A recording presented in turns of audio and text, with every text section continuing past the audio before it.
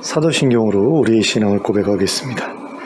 전능하사 천지를 만드신 하나님 아버지를 내가 믿사오며 그 외아들 우리 주 예수 그리스도를 믿사오니 이는 성령으로 잉태하사 동정녀 마리아에게 나시고 본디오 빌라도에게 고난을 받으사 십자가에 못 박혀 죽으시고 장사한 지 사흘 만에 죽은 자 가운데서 다시 살아나시며 하늘에 오르사 전능하신 하나님 우편에 앉아 계시다가 저리로서 산 자와 죽은 자를 심판하러 오시리라.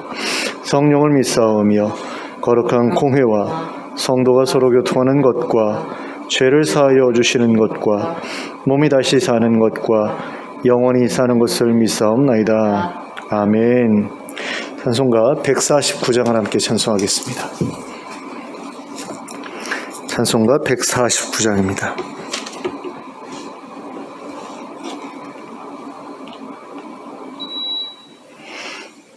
찬송가 149장 함께 찬송하겠습니다.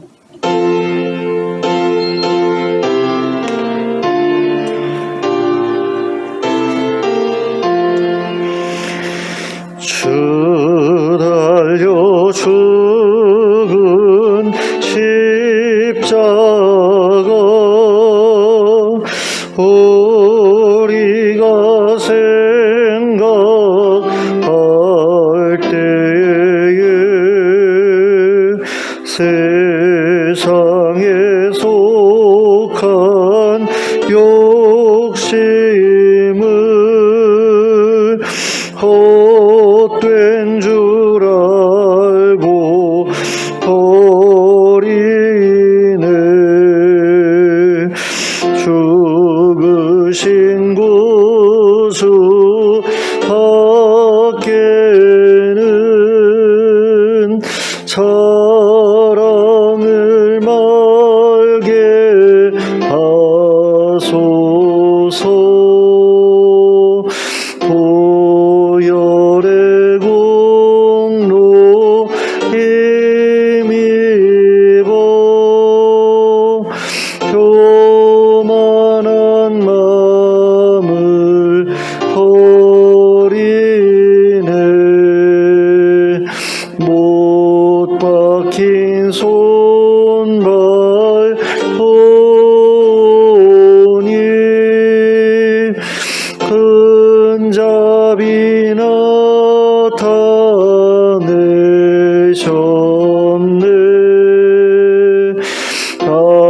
가시로 만든 멸류관 우리를 위해 쓰셨네. 온 세상 만물 가져도 주님 못 갚겠네.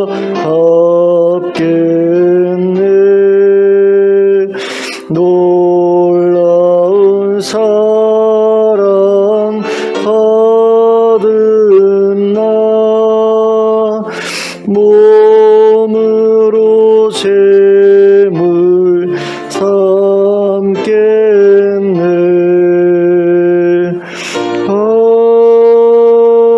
아멘. 264장을 함께 찬송하겠습니다. 264장입니다.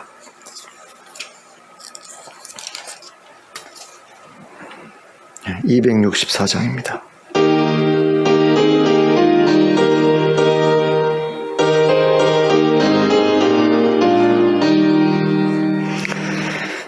정결하게 하는 셈이 나의 앞에 있도다. 성령께서 권고하심 죄 씻으라 하시네.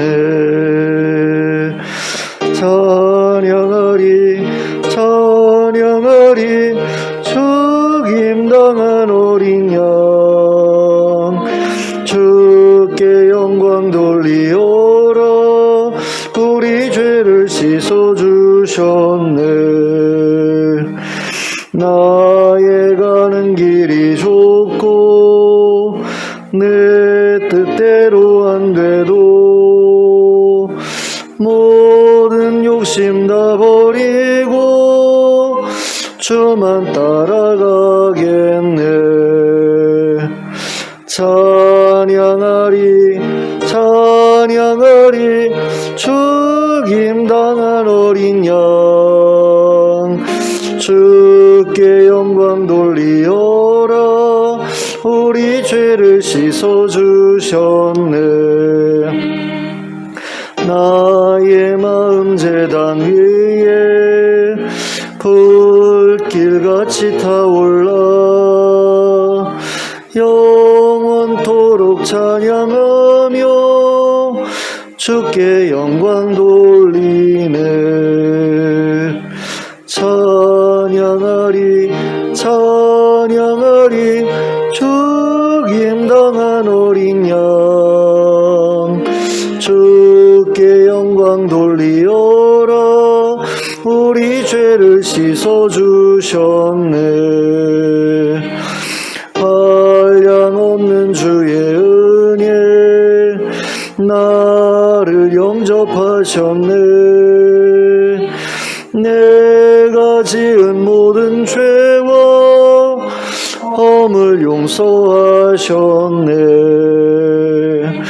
찬양하리 찬양하리 죽임당한 어린 양 주께 영광 돌리어라.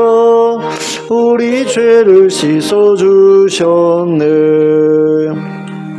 성부 하나님께 영광 성자 예수께 영광 성령님께 또한 영광 모두 돌려드리세. 찬양하리 찬양하리 죽임당한 어린 양 주께 영광 돌리어라. 우리 죄를 씻어주셨네. 아멘. 하나님의 말씀 누가복음 3장 1절부터 14절까지의 말씀입니다. 누가복음 3장 1절부터 14절까지를 함께 합독하도록 하겠습니다. 함께 읽겠습니다. 시작.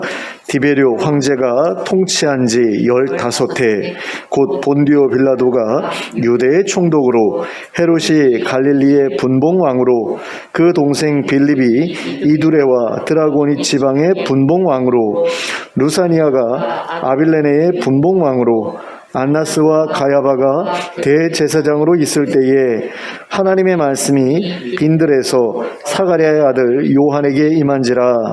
요한이 요단강 북은 각처에 와서 죄사함을 받게 하는 회개의 세례를 전파하니 선지자 이사야의 책에 쓴 바 광야에서 외치는 자의 소리가 있어 이르되 너희는 주의 길을 준비하라. 그의 오실 길을 곧게 하라. 모든 골짜기가 메워지고 모든 산과 작은 산이 낮아지고 굽은 것이 곧아지고 험한 길이 평탄하여질 것이요 모든 육체가 하나님의 구원하심을 보리라 함과 같으니라.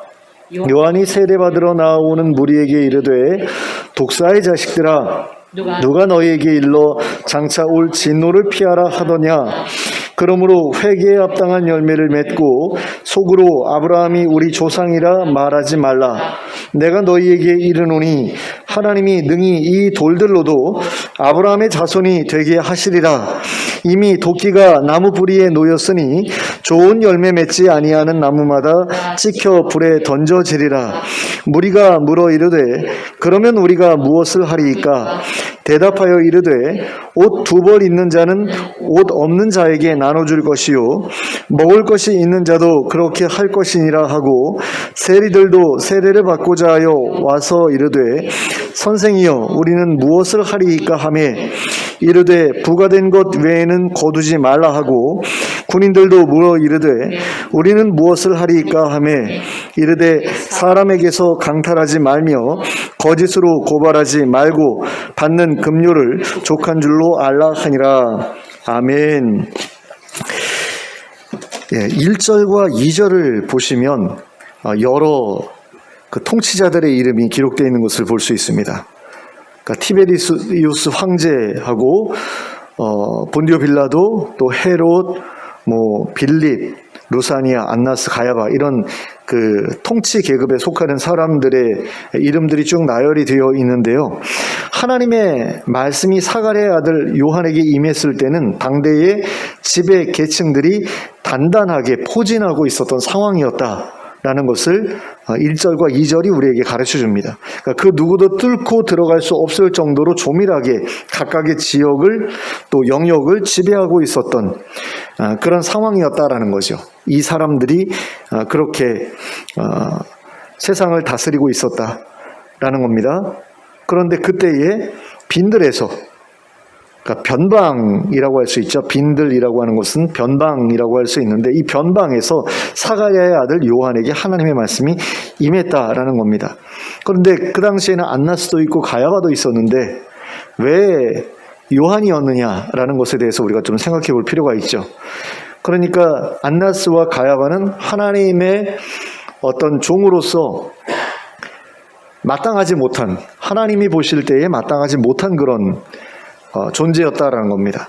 그들이 예루살렘이라는 그 중심부에 있었고, 그 예루살렘 성전을 다스리고, 그러니까 장악하고라고 해야 될까요? 주도하고라고 해야 될까요? 어떻게 표현해야 될지 모르겠지만 어쨌든 이 사람들이 이끌어가고 있는 그런 상황 가운데서 하나님께서 그 예루살렘 성전이 아닌 변방에, 그것도 이름조차도 알려져 있지 않은 그런 빈 들에서 세례 요한에게, 사가랴의 아들 요한에게 하나님의 말씀을 주셨다라고 하는 것은 그 당시 뭔가 그 중심부에 있었던 사람들이 잘못된 길을 가고 있었다라는 그런 이야기죠. 그래서 하나님께서 대안으로서 사가랴의 아들 요한을 일으키셨다라는 그런 이야기입니다. 그러면 이 사가랴의 아들 요한에게 하나님께서 주셨던 말씀은 어떤 말씀이었습니까? 바로 새로운 통치자가 일어날 것이다라는 말씀이죠. 그러니까 하나님께서 메시아로 세우신 그분이 오셔서 세상을 뒤집어 엎으실 것이다라는 그런 이야기죠. 그런데 이런 이야기는 당대 지배 계층에게 있어서는 어떤 이야기죠? 반란이 일어날 거다, 반역이 일어날 거다라는 그런 이야기죠. 그런 점에 있어서 굉장히 위험한 그런 이야기였음에도 불구하고 요한은 그 말씀을 아무 두려움 없이 공개적으로 사람들에게 전했던 것을 봅니다. 3절을 보시면 요한은 요단강 북은 여러 곳을 돌아다니면서 하나님의 말씀을 전했던 것을 볼 수 있습니다. 요단강 북은 여러 곳을 돌아다녔다. 그러니까 요단강의 어느 지점을 딱 정해놓고 거기서만 전하는 게 아니라 요단강 부근의 여러 곳을 돌아다녔어요. 그러면 그곳에 누가 옵니까? 양을 치는 사람들이 양에게 물을 먹이기 위해서 오거나, 아니면 마실 물을 길어가기 위해서 오거나, 아니면 빨래를 하기 위해서 오거나, 어쨌든 뭔가 목적을 가지고 사람들이 올 텐데, 그 사람들에게 가서 하나님께서 자기에게 주신 말씀을 전했다라는 거죠. 근데 3절을 보시면 사가랴의 아들 요한이 전했던 것을 가리켜서 뭐라고 이야기를 하고 있느냐? 회개의 세례라, 이렇게 이름하고 있는 것을 볼 수 있습니다. 그리고 누가는 사가랴의 아들 요한이 회개의 세례를 전했던 것을 가리켜서 선지자 이사야의 예언이 성취된 것이다, 이렇게 말하고 있습니다. 4절을 보시겠습니다. 선지자 이사야의 책에 쓴 바 광야에서 외치는 자의 소리가 있어 이르되 너희는 주의 길을 예비하라, 그의 오실 길을 곧게 하라. 자, 누가는 여기에서 사가랴의 아들 요한이 바로 선지자 이사야가 말한 광야에서 외치는 자라고 주장하고 있죠. 사가랴의 아들 요한은 광야에서 외치는 자다라는 겁니다. 선지자 이사야가 예언했던, 그리고 요한이 외쳤던 회개의 세례는 바로 주의 길을 준비시키는 일, 주의 오실 길을 곧게 하는 일이었다라는 겁니다. 그러니까 주의 길을 준비하기 위해서는 회개의 세례가 주어졌어야 한다라는 거죠. 주의 오실 길을 곧게 하기 위해서 회개의 세례가 주어졌어야 된다라는 겁니다. 그러면 5절과 6절의 내용은 무엇과 관련된 예언일까요? 먼저 5절을 보시겠습니다. 모든 골짜기가 메워지고 모든 산과 작은 산이 낮아지고 굽은 것이 곧아지고 험한 길이 평탄하여질 것이다. 이렇게 말씀하고 있는데요. 그러면 이건 누가 하는 일이죠? 이건 누가 하는 일일까요? 잘 모르겠으면 6절을 같이 보겠습니다. 같이 봅니다. 모든 육체가 하나님의 구원하심을 보리라. 자, 이렇게 말씀하고 있는데 이거 누가 하는 일입니까? 주께서 하시는 일이죠. 주께서 오시면 모든 육체로 하여금 하나님의 구원하심을 보게 해주실 것이다. 어떻게 해요? 주의 구원하심을 자신이 직접 이루는 거죠. 자기를 통해서 주의 구원이 이루어지도록 함으로써 모든 육체가 하나님의 구원을 보게 하는 거죠. 그러면 그 앞에 있는 것은 주께서 하시는 일이 아니냐? 제가 볼 때는 그것 역시 주께서 하시는 일이다. 이렇게 보아야 된다라고 생각을 합니다. 그러니까 모든 골짜기를 메우고 모든 산과 작은 산을 낮추고 굽은 것을 곧게 만들고 험한 길을 평탄케 만드는 그 모든 일은 주께서 오셔서 하시는 일이에요. 근데 그 주께서 그 일을 하시기 위해서 오실 때 주의 백성들이 그것을 준비하면서 기다려야 된다는 거죠. 그럼 그 준비가 뭐냐라고 했을 때 앞에서 말씀드린 것처럼 요한이 전했던 회개의 세례를 받는 일이었다라는 겁니다. 누가가 말하고 있는 것처럼 요한은 사람들에게 회개의 세례를 전했습니다. 그런데 막상 사람들이 세례를 받으러 오니까 요한이 그들에게 뭐라고 이야기를 합니까? 잘 왔어. 줄 서. 뭐 이런 게 아니죠. 뭐라고 이야기를 합니까? 그들을 책망을 하죠. 7절부터 9절까지 말씀입니다. 요한이 세례 받으러 나오는 사람들에게 무리에게 이르되 독사의 자식들아 누가 너희에게 일러 장차 올 진노를 피하라 하더냐. 그러므로 회개에 합당한 열매를 맺고 속으로 아브라함이 우리 조상이라 말하지 말라. 내가 너희에게 이르노니 하나님이 능히 이 돌들로도 아브라함의 자손이 되게 하시리라. 이미 도끼가 나무 뿌리에 놓였으니 좋은 열매 맺지 아니하는 나무마다 찍혀 불에 던져지리라. 자, 회개의 세례를 전했어요. 야, 너희들 이제 좀 있으면 메시아가 오시는데 너희들 회개하고 세례 받고 기다려야 돼. 그러니까 다들 세례를 받으러 나왔어요. 그런데 문제는 뭡니까? 회개를 안 하고 세례만 받으러 나왔다라는 거죠. 그랬더니 그들을 보면서 뭐라고 이야기를 해요? 독사의 자식들이라고 이야기를 하죠. 이 나쁜 새끼들 뭐 이런 욕인데요. 이 독사의 자식이라는 욕은 예수님께서 바리새인들을 책망하실 때 사용하셨던 욕입니다. 그리고 예수님께 이런 욕을 먹었던 바리새인들이 어떤 반응을 보이죠? 예수님께 깊은 원한을 품고 예수님을 죽이려고 하죠. 그런 것을 보면 이 욕은 보통 심한 욕이 아닌 겁니다. 그런데 세례 요한이 이 욕을, 사가랴의 아들 요한이 이 욕을 자기에게 세례 받으러 오는 사람들을 향해서 했다라는 거죠. 그러니까 메시아가 올 건데 너희들 세례 받아야 돼. 세례 받으러 와 라고 해놓고서 막상 세례 받으러 오니까 이 나쁜 새끼들 이런 식으로 욕을 하는 거예요. 그럼 왜 욕을 했을까? 세례를 받을 준비가 되어 있지도 않은 가운데 세례를 받으러 나왔기 때문이죠. 세례 받으러 온 건 잘했는데 준비 안 하고 세례를 받으러 왔기 때문에 잘못했다라고 이야기를 하는 겁니다. 그러니까 회개할 마음도 없이 세례만 받으려고 나왔기 때문이다라는 겁니다. 그래서 요한은 그들을 책망하면서 회개에 합당한 열매를 맺으라고 권면합니다. 회개에 합당한 열매를 맺고 세례 받으러 와. 세례에 합당한 열매, 회개에 합당한 열매 맺지 못하면 너희들 세례받을 자격 없어라는 이야기죠. 그러면서 또 무슨 이야기를 하냐면 아브라함의 자손이라는 신분을 의지하지 말라 그런 이야기를 해요. 니들이 아브라함의 자손이라는 거 그거 별거 아니다라는 이야기입니다. 하나님께서 이 돌들 가지고도 아브라함의 자손을 만들어내실 수가 있어. 그러니까 니들 아브라함의 자손이라는 거 가지고 세례받게 충분하다 이런 식으로 착각하지 말라는 거예요. 그 사람들은 아마 그렇게 생각했을 거예요. 난 아브라함의 자손이니까 나는 유대교 율법에 충분히 헌신되어 있는 사람이니까 나는 세례받기에 부족함이 없지. 그러고서 나왔을 거라는 거죠. 근데 그거 아무것도 아니야 라고 지금 세례 요한이 이야기하고 있는 거죠. 또 오늘날로 이야기하면 니들 모태신앙이라고 뭐 입교할 자격이 있다고 그렇게 착각하지 마. 뭐 이런 이야기하고 같은 이야기입니다. 그러니까 모태신앙인 경우에 유아 세례를 받잖아요. 모태신앙으로 태어나면 대부분 유아 세례를 받잖아요. 그럼 나이가 찼을 때 입교를 한단 말이에요. 다른 애들은 세례 받는데 이제 부모가 믿지 않아가지고 늦게 이제 믿게 된 사람들은 그제서야 세례를 받는데, 이 사람들은 유아 세례를 받았기 때문에 이제 입교를 받으면 되잖아요. 근데 난 모태신앙이고 난 유아 세례 받았으니까 이제 입교하는데 아무 문제도 없지. 그랬더니 웃기시고 있네 라는 어떤 그런 반응을 받은 것과 지금 굉장히 비슷한 그런 상황이라는 거예요. 이것은 또 달리 이야기하면 이런 이야기입니다. 교회 직분자라는 것을 의지하지 말라. 교회 직분자니까 나는 뭐 당연히 천국 가겠지. 나는 집사니까, 난 안수 집사니까, 난 권사니까, 장로니까, 목사니까 나는 천국 가겠지. 이런 식으로 착각하지 말라는 거예요. 그따위 것들로 죄사함 받을 수 있는 게 아니다라는 이야기입니다. 오직 회개의 열매만이 죄사함을 얻게 한다라는 거죠. 그리고 좋은 열매, 즉 회개의 열매를 맺지 않으면 어떤 신분을 가지고 있든 상관없이 하나님께서 찍어서 내버리신다, 불태워버리신다, 이런 이야기를 하고 있는 것을 보게 됩니다. 근데 그 당시 사람들이 요한의 이야기를 딱 들을 때에 이 회개의 열매라는 것이 도대체 무엇을 의미하는지 좀 막연하게 느껴졌던 것 같아요. 그래서 그들은 회개의 열매를 맺으려면 우리가 뭘 해야 됩니까? 라고 요한에게 묻지요. 그랬더니 요한이 그들을 향해서 뭐라고 이야기를 합니까? 11절을 보세요.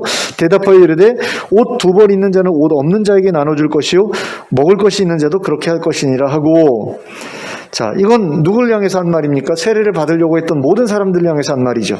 그러면 옷 2벌 있는 자는 옷 없는 자에게 나눠주라, 먹을 것이 없는 자도 그렇게 하라. 이 말이 의미하는 바는 과연 무엇일까요? 기본적인 의식주 생활을 제대로 할 수 없는 사람이 있으면 그 사람들이 너처럼 기본적인 의식주 생활 제대로 할 수 있게끔 내 것을 나누어 주라는 그런 이야기죠. 너한테 200만 원이 있는데 그 중에서 100만 원만 가지고도 내가 먹고 살 수 있으면 나머지 100만 원 가지고 먹고 살기 힘든 사람들 도와주라는 그런 이야기입니다. 옷 2벌이 있어요. 옷 1벌 가지고 내가 생활이 가능해요. 그러면 나머지 1벌은 다른 사람 주라는 이야기죠. 같은 이야기입니다.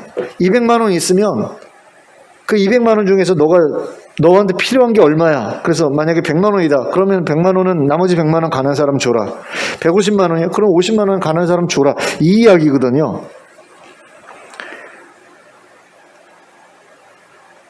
근데 이게 쉬운 일은 아니죠. 굉장히 부담스러운 그런 일이죠. 이걸 하라는 거예요. 이걸 강제로 하려고 했던 사람들이 누굽니까? 공산주의자들이죠. 이걸 강제로 하려고 했던 사람들이 공산주의자들이에요. 근데 니들이 알아서 해. 근데 안 하면 알지? 하나님이 니들 찍어서 불태워버릴 거야. 그러면서 이제 협박을 통해서 하려고 했던 사람이 요한이에요. 이걸 총칼을 앞세워가지고 무력으로 억지로 하려고 했던 사람들이 공산주의자들이고요. 니들 그거 안 하면 하나님께서 니들 지옥에 보내서 불태워버리실 거야 라고 협박을 통해서 하려고 했던 사람이 요한입니다. 그런데 이것을 모든 국민들의 그 합의를 통해서 하려고 했던 사람들이 있죠. 이게 바로 북유럽 복지국가들이 했던 거 아니에요? 수입의 50% 가까이를 이 사람들 세금으로 내잖아요.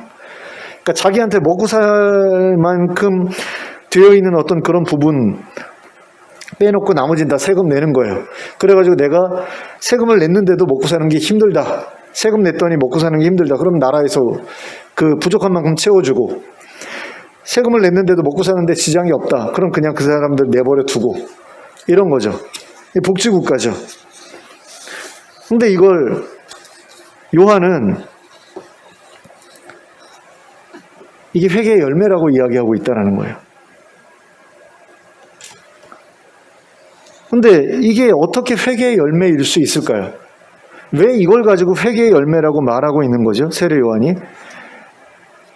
그건 하나님께서 우리에게 원하시는 바가 자기가 먹고 살 만큼, 그러니까 필요한 만큼만 벌고 나머지는 그러지 못한 사람들을 위해서 남겨두는 것이기 때문에 그렇습니다. 그러니까 하나님께서 우리에게 원하시는 바는 수렵이 아니라 채집 생활을 우리가 생각을 한번 해보자고요. 채집 생활을 할 때 내가 배가 고파요. 그래서 나무에서 열매를 땄어요. 그럼 내가 먹을 만큼만 따고 나머지는 다른 사람들 위해서 따먹을 수 있게 남겨둬야 되는 게 맞잖아요. 그런데 그걸 따가지고 자기가 다 따가지고 그걸 다른 사람들한테 팔아요. 그래가지고 나는 부자가 되고 그 사람들은 그냥 따먹으면 되는데 그걸 내가 다 땄기 때문에 돈을 주고 사야 되는 어떤 상황을 만들어버리면 그건 하나님께서 원하시는 바가 아닌 거죠. 근데 지금 사회 구조가 그런 식으로 굴러가고 있거든요. 그러니까 내가 먹고 살 만큼만 벌면 되는데 남들보다 더 잘 먹고 잘 살려고 하다 보니까 못 사는 사람들이 생겨나고 굶는 사람들이 생겨나고 헐벗은 사람들이 생겨난다라는 거죠. 제가 가끔씩 이야기하지만 아프리카에서 먹을 게 없어서 굶어 죽어가는 사람들이 있는데 미국에서는 그 옥수수 남는 거, 감자 남는 거 그거를 다 바다에다가 쏟아 버린다고 말씀을 드렸죠. 왜요? 그거를 버려야지만 그 가격을 유지할 수 있기 때문에, 자기네들의 그 판매 가격을 유지할 수 있고 그래야지 자기네들이 돈을 벌 수 있기 때문에 그걸 갖다가 아프리카에 굶주리는 사람들한테 주면 얼마나 좋아요. 근데 그렇게 안 한다라는 거죠. 왜요? 그렇게 하다 보면 그 가격이, 옥수수 가격이 폭락을 하게 되면 자기네들 남는 게 별로 없어지거든요. 그러니까 자기네들이 잘 먹고 잘 살기 위해서 굶어 죽어가는 사람들한테 전혀 관심이 없는, 베풀지 않는 그런 어떤 사회 시스템이 지금 자연스럽게 정상적인 것처럼 사람들 머릿속에 지금 새겨져 있는 거죠. 근데 하나님께서 원하시는 건 그런 게 아니다라는 겁니다. 다른 누군가가 가져가야 될 것까지 내가 다 가져가는 바람에 가난한 사람, 굶주린 사람, 헐벗은 사람들이 생길 수밖에 없다라는 겁니다. 근데 하나님께서 그것을 원하지 않으신다라고 했을 때 그 사람에게 요구되는 것은 무엇입니까? 남들이 가져가야 될 것까지 내가 챙기는 나 자신의 그 탐욕에 대한 회개, 그거죠. 하나님께서 그 사람들에게 원하시는 것은 바로 그 회개인 겁니다. 이것이 바로 요한의 시각이고 누가의 시각이고 궁극적으로는 하나님의 시각이었던 거죠. 하나님께서는 세상에 굶주리는 자, 헐벗은 자가 없기를 바라십니다. 그리고 그렇게 되기 위해서는 남보다 많은 것을 과도하게 소유한 사람, 남들이 가져가야 될 것까지 다 가져가는 그런 사람들이 없어져야 되는 거죠. 그래서 이사야 선지자는 하나님 나라가 이루어지면 모든 삶이 평탄해질 것이다 라고 그렇게 예언하고 있는 거예요. 그게 하나님께서 하시려고 계획하고 계신 것이기 때문에 5절 말씀을 다시 한번 보세요. 모든 골짜기가 메워지고 모든 산과 작은 산이 낮아지고 굽은 것이 곧아지고 험한 길이 평탄해질 것이다. 이게 무슨 얘기입니까? 메시아가 오면, 그래서 하나님 나라가 완성되면 모든 골짜기가 메워진다는 거예요. 이 골짜기는 뭡니까? 깊이 파여져 있는 거잖아요. 결여된 곳이잖아요. 거기를 메우신다라는 거예요. 굶어 죽어가는 사람들, 헐벗어서 고통받고 있는 사람들에게 옷도 주고 먹을 것도 줘가지고 그 골짜기를 메우시겠다라는 거죠. 그래서 그 어두운 곳이 사라지게 하시겠다라는 거예요. 골짜기는 어둡잖아요. 깊이 패여 있으니까. 근데 거기를 메워서 그 위에 살게 하시면 그 사람들은 더 이상 어둠 가운데 거하지 않아도 되잖아요.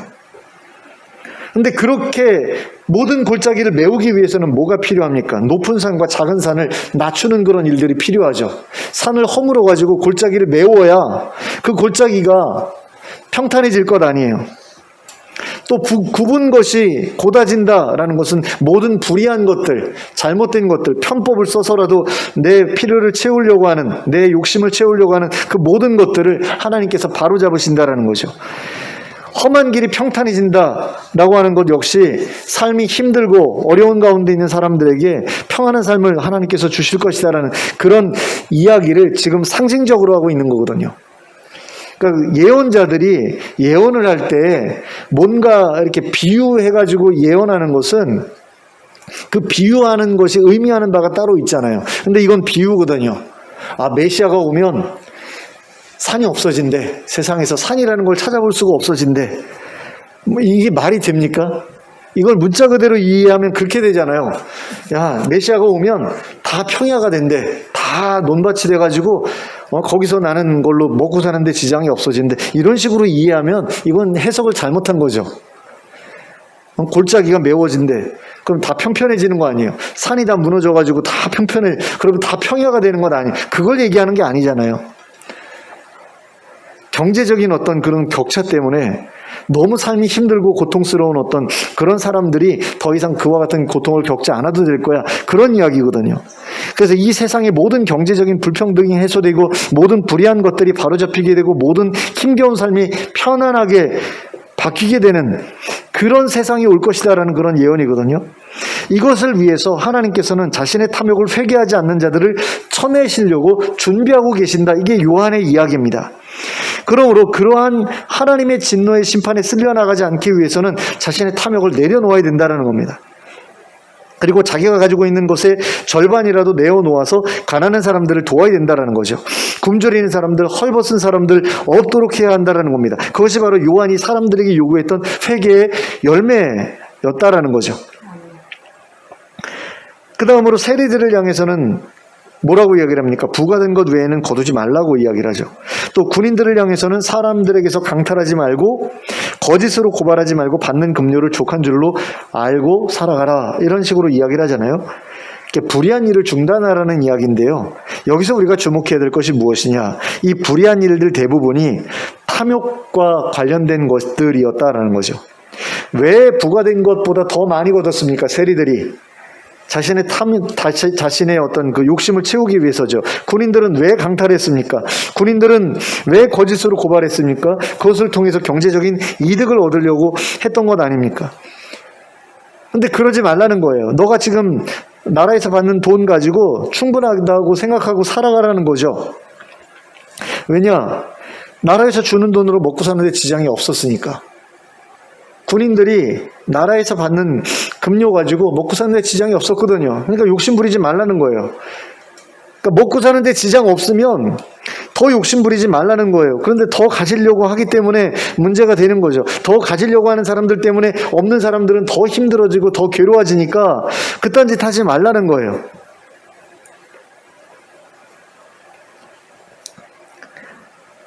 그래서 많이 가지려는 욕심 때문에 짓던 모든 죄를 중단하라. 이게 지금 세례 요한이 하고 있는 이야기거든요. 근데 이러한 요구에 대해서 가장 분명하게 응답한 사람이 누굽니까? 삭개오라는 사람이죠. 삭개오라는 사람도 누가복음에 나오는데요. 그는 예수님을 만나자 세례 요한이 요구하고 있는 회개의 열매를 맺어요. 근데 이게 무슨 이야기입니까? 지금 예수님을 만났어요. 삭개오가 세례 요한을 만난 게 아니에요. 예수님을 만났거든요. 근데 예수님을 만난 다음에 세례 요한이 사람들에게 세례받기 전에 요구했던 것을 자기가 하겠다라고 이야기를 해요. 이건 무슨 이야기입니까? 세례 요한이 전했던 그것을 예수님도 똑같이 삭개오한테 말씀했을 거다라는 이야기죠. 그죠? 이해가 되시죠? 세례 요한이 세례 받으러 오는 놈들한테 야, 이 독사의 새끼들아 그러면서 욕을 했단 말이에요. 그러면서 회개의 열매를 맺고 세례 받아 그랬는데 삭개오가 예수님 딱 만나고 나니까 세례 요한이 얘기했던 옷 2벌 있는 자는 한 벌 다른 사람 주고 먹을 것도 그렇게 해 라고 했는데 내가 그거 할게요 라고 지금 이야기하고 있는 거예요. 세리들과 군인들을 향해서 했던 말씀 있잖아요. 부과된 것보다 더 많이 걷어들이지 말라. 뭐 강탈하지 말라. 뭐 거짓 고소하지 말라. 이런 얘기하는데 그런 거 내가 한 거 있으면 다 갚을게요 라고 얘기를 하잖아요. 이건 무슨 얘기냐면 세례 요한이 전했던 그 회개의 세례 그리고 세례 요한이 요구했던 회개의 열매 회개에 합당한 열매 이런 것들에 대해서 예수님도 똑같이 전했다라는 이야기죠. 삭개오한테도 똑같이 전했다라는 이야기죠. 너 옷 2개 있어? 그럼 옷 하나는 가난한 사람들 줘.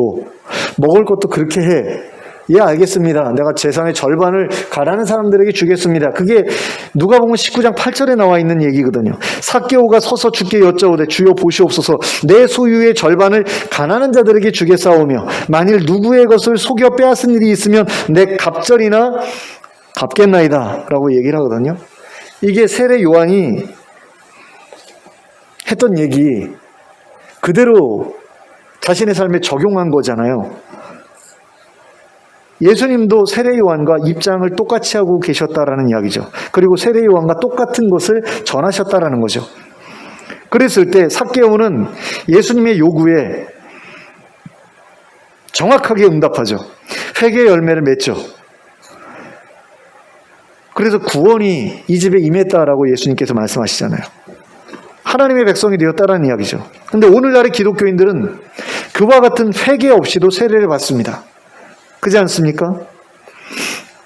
세례 어떻게 받죠, 기독교인들이요? 예수 안 믿는 사람들이 교회 나온 다음에 세례 어떻게 받습니까? 학습 세례 문답 공부해가지고 그냥 받죠. 근데 거기에 회개의 열매를 요구하나요, 교회에서? 전혀 그렇지 않죠. 자신의 많은 재산 중에서 코딱지만큼도 가난한 사람들에게 나누어 주지 않았으면서도 세례 달라고 그러고 또 세례를 받아요. 그리고 세례 받은 후에도 회개의 열매 같은 거 맺으려고 하지 않습니다. 그러면서도 난 세례 받았으니까 난 천국 갈 거야, 이런 식으로 착각해요. 요한은 그런 사람들을 향해서 독사의 자식들이라고 이야기를 했거든요. 그러면 오늘날 회개의 열매 없이 세례를 받은 사람들과 또 그런 사람들에게 세례를 준 사람들 역시 독사의 자식들이라고 할 수 있는 거죠. 예수님께서 비판하셨던 그 바리새인들 같은 사람들, 그리고 회개의 열매 없이 세례 받으러 나왔던 그 뻔뻔한 사람들, 그런 사람들과 우리가 다르지 않다라는 겁니다. 그러므로 하나님의 나라가 임할 때에 주께서 다시 세상에 오실 때 그런 사람들은 어떻게 된다? 도끼에 찍혀 불에 던져질 것이다 라는 거죠. 교회 다닌다라고 할지라도. 그래서 나는 아브라함의 자손인데 이런 거 다 의미 없는 것처럼 내가 목사인데 내가 권사인데 장로인데 이런 거 다 의미 없다라는 이야기예요. 회개의 열매가 없으면, 회개에 합당한 열매가 없으면 세례 받은 것조차도 사실 의미가 없는 거죠.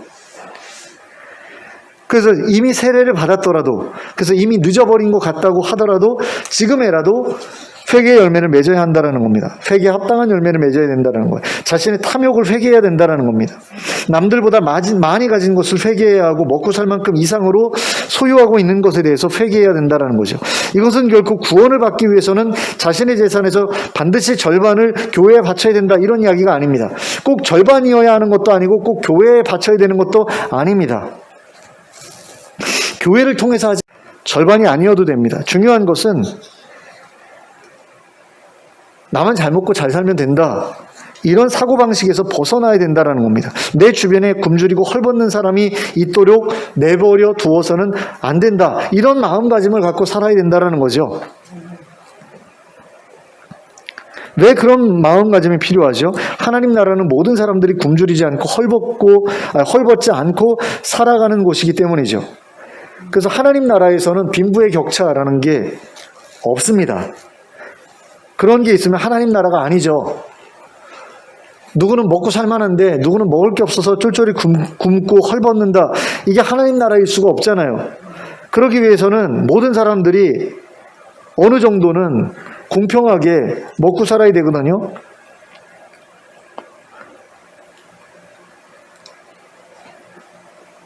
그러기 위해서는 남들보다 더 잘 먹고 잘 살려고 애쓰는 사람이 그 나라에 있어서는 안 되는 거죠. 그렇잖아요. 하나님 나라에 들어갔어요. 천국에 갔어요. 하나님께서 너무 좋은 나라에서 살게 해주셨어. 여기는 질병도 없고 늙는 것도 없고 뭐 억울한 일도 없고 그렇다고 그래. 그러니까 열심히 일해가지고 내가 남들보다 더 돈을 많이 벌어서 부자가 돼야지. 이건 말이 안 되는 이야기다라는 거예요. 왜냐하면 내가 열심히 일해가지고 부자가 되면 다른 사람들한테 갈 몫이 줄어들고, 그러다 보면은 경제적으로 어렵고 힘든 그런 사람들이 나올 수밖에 없다라는 거죠. 그래서 그 나라에서는 잘 먹고 잘 살기 위해서 내가 열심히 노력해야지, 이게 아니라 나 혼자가 아니라 우리 모두가 다 같이 잘 먹고 잘 살도록 해야지, 이런 마음을 가진 사람들만 있어야 된다라는 거예요. 근데 그런 나라에 만약에 나 혼자만 잘 먹고 잘 살면 되지, 열심히 일해가지고 다른 사람들보다 더 잘 먹고 잘 살아야지 라는 사람이 생겨나면 그 나라가 어떻게 됩니까? 대단히 혼란스러워지게 되겠죠. 이 세상 나라와 똑같아지겠죠. 그리고 그렇게 되면 더 이상 하나님 나라가 아닌 곳이 되어져 버리겠죠. 이걸 우리가 알아야 돼요. 하나님은요, 세상을 만드실 때 이 땅에 살아가는 모든 사람들이 다 굶주리지 않고 먹고 살만한 것들을 이 땅에 다 준비하시고서 사람들을 이 땅에 살게 하셨어요. 믿으시죠? 최 집사님도 믿으십니까? 모든 사람들이 굶주리지 않고 먹을 수 있는 충분한 것들을 마련해 두시고 사람들을 그곳에 살게 하셨단 말이에요. 근데 왜 굶어 죽는 사람들이 생깁니까? 어떤 사람들이 너무 많이 가지고 있기 때문이죠. 너무 가지고 있는데 그것을 다 자기가 필요해서 가지고 있는 게 아니라 썩어서 버리면서까지도 갖고 있잖아요. 그래서 굶어 죽는 사람들이 생기는 거거든요. 근데 하나님 나라는 그런 게 없는 세상이란 말이에요. 그렇기 때문에 그 나라에는 탐욕이 있는 사람이 들어가서는 하나님 나라로서 존재할 수가 없다라는 겁니다. 그렇기 때문에 주의 길을 준비하는 자, 주께서 다시 오시기를 기대하는 자는 탐욕에서 벗어나야 된다라는 겁니다. 그 나라에 어울리는 마음가짐을 가지고 살아야 된다라는 거예요. 그리고 모든 골짜기가 메워지기를 바라는 그런 마음을 가져야 된다라는 거죠. 야, 저 골짜기 보니까 저 골짜기에 사는 사람들 너무 어둡게 살고 있어. 너무 힘들게 살고 있어. 저런 게 있어서는 안 돼. 저게 좀 메워졌으면 좋겠어. 이런 마음을 가지고 있는 사람이 그곳에서 살아야 된다는 겁니다. 하나님 나라에서. 근데 그렇게 하기 위해서는 그 골짜기를 메우기 위해서 산이 무너져야 된단 말이에요. 근데 그 산이 내 산일 수도 있다는 거죠. 남들보다 더 많이 쌓아가지고 산을 이뤄놨어요. 그런데 저 골짜기를 메우기 위해서는 그걸 다 쏟아 부어야 된대요.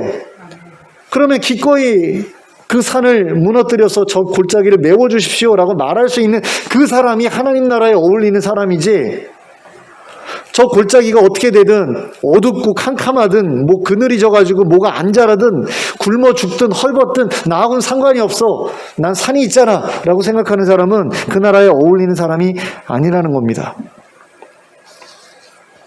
내 산이 낮아지더라도 나 그거 기꺼이 감수할 수 있어. 내 주변에서 굶어 죽는 사람만 없으면 돼. 그걸로 난 충분해. 이런 마음 가진 사람이 하나님 나라에 어울리는 사람이다라는 거죠. 또 모든 굽은 것이 곧아지기를 바라는 그런 마음을 가진 사람, 모든 길이 평탄해지기를 바라는 마음을 가진 사람, 이런 사람들이 하나님 나라에 어울리는 사람들이거든요. 요한은 바로 그런 마음을 니들이 품어라 라고 이야기를 한 거예요. 그런 마음 없이 세례만 받으려고 하는 건 독사의 자식들이나 하는 짓이야 라고 얘기를 하는 거죠. 그래봤자 너희는 어차피 지옥 간다라는 그런 이야기입니다. 하나님 나라에 들어가려면 그런 탐욕에서 벗어나야 된다라는 거죠. 회개의 열매를 맺어야 된다라는 거예요. 그러기 위해서 네가 2개 가지고 있는데 하나도 없는 사람이 있으면 하나 나눠줘 라고 이야기를 하는 거죠. 그랬더니 삭개오가 네, 그러겠습니다라고 얘기를 한 거잖아요. 이건 세례 요한이 했던 얘기를 예수님께서도 하신 것이고 그것에 대해서 삭개오가 알겠습니다라고 답변한 거거든요. 근데 오늘날 삭개오처럼 그렇게 할 수 없는 사람들이 세례는 받아놔야 그래도 안심이 될 것 같아, 지옥에 안 갈 것 같아, 그래가지고 세례 받으려고 나올 때 그걸 세례 요한이 독사의 자식이라고 얘기했다라는 거예요.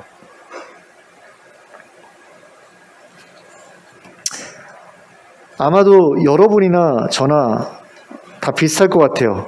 모두가 자격도 없이 그리고 회개도 없이 세례를 받은 채 지금까지 살아왔을 거라는 생각이 듭니다. 그러니까 삭개오와 같은 어떤 결단 없이, 그리고 그 가난한 사람들에 대한, 헐벗고 굶주리는 사람들에 대한 연민 없이, 자신의 탐욕에 대한 그런 회개 없이 세례받은 사람들이 아마 대부분일 거예요. 저도 그랬을 거고 여러분들도 그랬을 거라는 생각이 들어요. 그러나 이미 세례를 받았다고 해도, 그리고 순서가 바뀌었다고 해도 지금이라도 늦지 않았다라는 겁니다.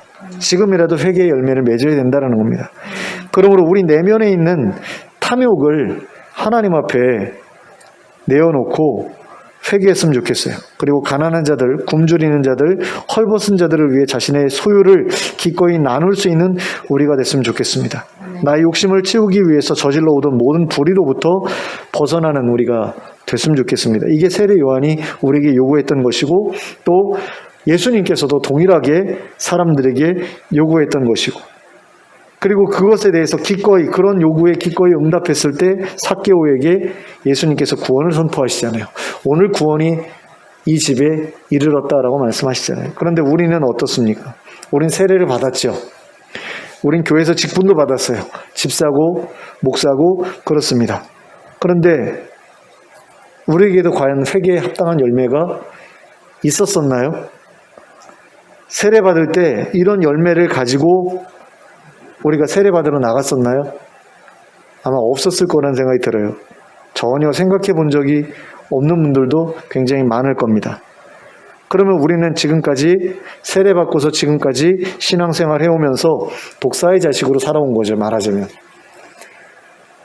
독사의 자식으로 살아왔고, 우리 같은 사람이 하나님 나라에 들어가면 그 하나님 나라는 더 이상 하나님 나라가 아닌 곳이 될 정도로 우리는 그런 탐욕에 젖어서 살아온 사람들이다라는 거죠. 근데 그 상태에서 계속 머무르겠다? 그렇다면 주님께서 다시 오실 때에 우리는 그 나라에 들어가지 못하겠죠. 우린 그런 나라가 세워지는 것을 어쩌면 원하지 않는지도 몰라요. 그렇지 않습니까? 아니, 가난한 사람들은 열심히 일을 안 해서 가난한 거잖아요. 그죠? 어떻게 생각하세요? 게을러서 가난한 거잖아요. 그러니까 게을러서 가난한데 좀 굶어 죽으면 어때요? 이게 요즘 20대 남자 아이들이 가지고 있는 생각이라고 그러더라고요.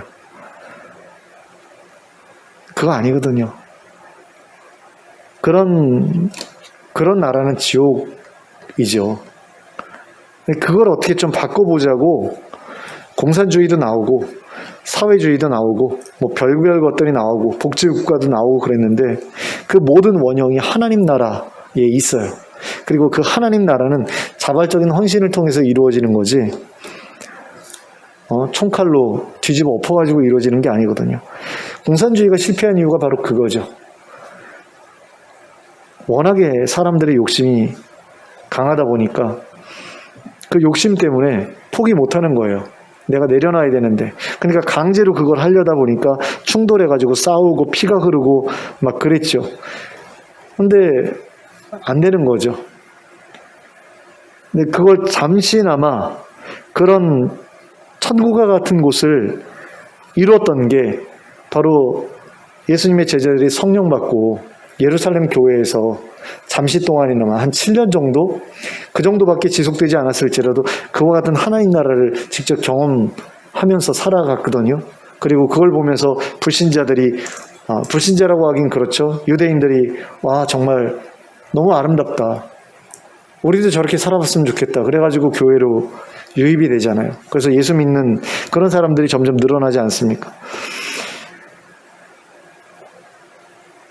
그게 세례 요한이 복음을 전했을 때 모여들었던 사람들을 통해서 이루어졌던 일들이고 예수님이 복음을 전했을 때 모여들었던 사람들을 통해서 이루어졌던 일들이거든요. 그리고 오늘날에도 그와 같은 그 복음을 받아들여서 그와 같은 공동체를 이루어보고자 하는 많은 그런 시도들이 있습니다. 뭐 예수원 같은 데도 살짝 그런 곳이고요. 뭐 후터라이트, 뭐 메노나이트, 뭐 여러 그 아나베프티스트 교단들도 그런 어떤 공동체를 이루려고 애를 쓰고 있고 그렇거든요. 근데 그런 것들에 대해서 우리가 좋은 눈으로 보지 못할 수 있거든요. 그러니까 저 사람들 이상해, 저 사람들 이상해라고 생각하는 어떤 그런 입장을 가질 수가 있습니다. 왜냐하면 너무나 먼 거죠. 하나님 나라의 어떤 아름다운 모습과 우리가 기대하는 하나님 나라의 모습이 서로 다른 그런 거기 때문에 결국에는 기꺼이 내가 그렇게 하겠다라고 할 수가 없는 거예요. 그래서 완전히 복음을 왜곡해서 삭개오와 같은 어떤 그런 반응은 진짜 믿음 좋은 사람들, 예수님을 정말 개인적으로 만난 특별한 사람들이나 그건 갖는 거지, 그거는 보통 사람들은 가질 수 없어. 그러면서 자신과 선을 긋는 거죠. 저 사람들은 우리와는 달라. 저 사람들은 뭔가 예수님을 개인적으로 만나면서 실제로 몸으로 만나면서 뭔가 특별한 은혜를 경험한 사람들이고 우린 그거 경험 못했으니까 우리는 상관없어. 이런 식으로 생각하는 그런 일들도 있다라는 겁니다. 근데 그런 것들에 대해서 요한은 아니야 라고 이야기를 하고 있다는 거죠. 그건 니들이 독사의 자식들이라 그런 거야 라고 이야기를 하고 있다는 겁니다. 그런 점에 있어서 내가 정말로 회개에 합당한 열매를 맺으려고 노력해 왔는지, 또 그런 거 없이 세례를 받았다면 뒤늦게라도 그런 열매를 맺으려고 내가 애쓰면서 살아가고 있는지, 이런 것들에 대해서 우리가 우리 자신을 좀 돌아봤으면 좋겠습니다. 그리고 적어도 하나님 나라에 가기 전까지는 이 부분에 있어서의 고민이 좀 끝났으면 좋겠어요. 적어도 하나님 나라가 임하기 전까지는 이 고민을 끝내셔야 돼요. 하나님 나라가 임한 다음에는 더 이상 기회가 없습니다. 그렇기 때문에 하나님 나라가 임하기 전에 내 마음을 정리를 해야 됩니다. 나는 이 탐욕에, 세상 사람들 모두가 가지고 살아가는 이 탐욕에 나도 동참할 것인가?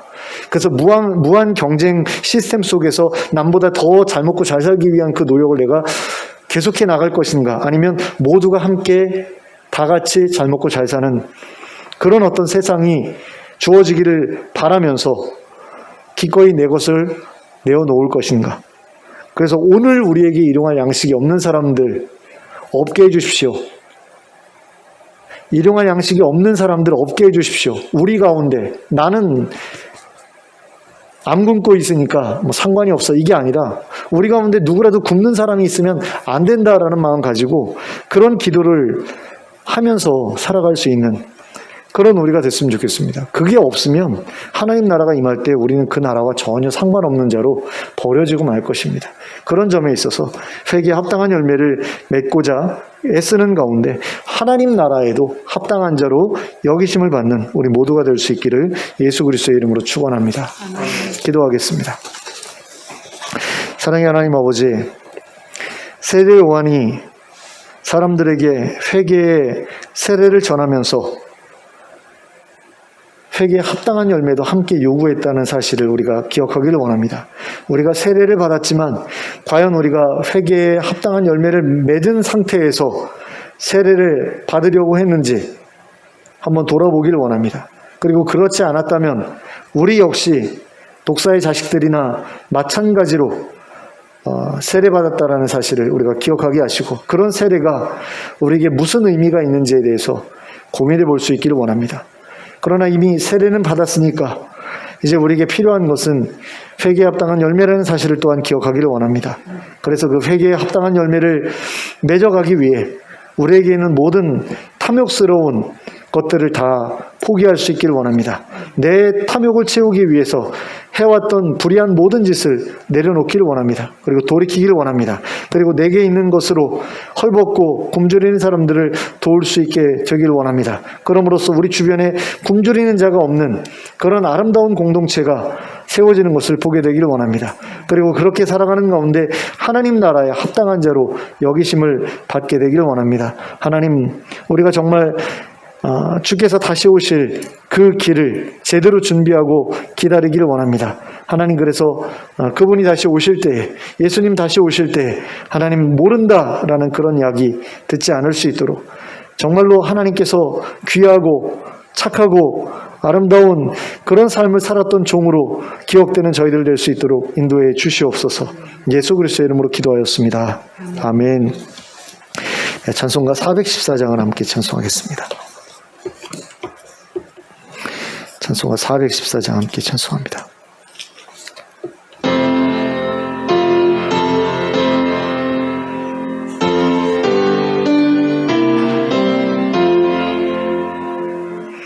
이 세상은 요란하나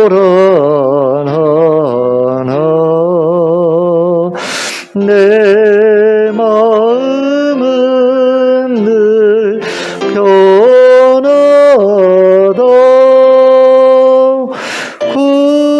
구주의 뜻 준행하니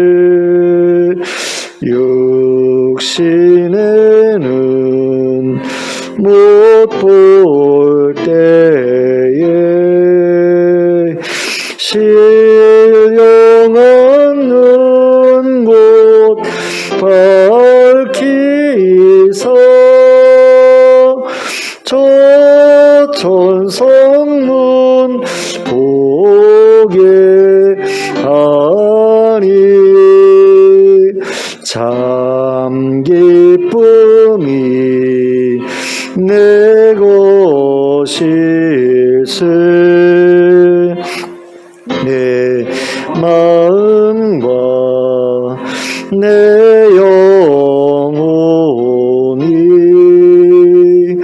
모든 욕심 다 버리고 주님으로 성결하니 참 기쁨이 내 것일세.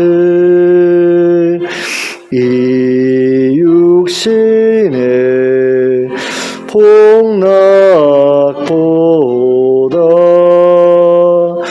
신령한 복도 좋으니 내 맘과 뜻 답하여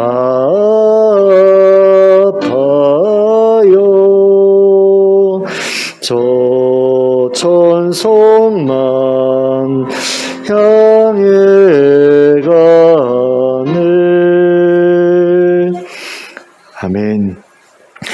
주님 가르쳐 주신 기도로 예배를 마치겠습니다. 하늘에 계신 우리 아버지여, 이름이 거룩히 여김을 받으시오며 나라가 임하시오며 뜻이 하늘에서 이루어진 것 같이 땅에서도 이루어지이다. 오늘 우리에게 일용할 양식을 주시옵고 우리가 우리에게 죄 지은 자를 사하여 준 것 같이 우리의 죄를 사하여 주시옵고 우리를 시험에 들게 하지 마시옵고 다만 악에서 구하시옵소서. 나라와 권세와 영광이 아버지께 영원히 있사옵나이다. 아멘.